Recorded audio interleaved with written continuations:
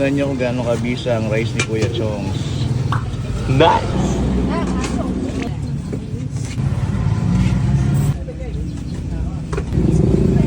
Bumayo pala tayo dito sa San Fernando, Pampanga, sa Del Pilar. Pinuntahan natin yung mamihan ni Kuya Chongs. Solid ang overload ma'am niya, di ba? Maapaw mo, no? So nga pala, yung sabaw niya hindi ganun kalapot. Bah, sarap pa. First bite.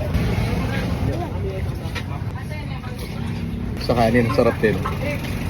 Pasok na pasok. Kanala. Subukan natin yung mata ng baka.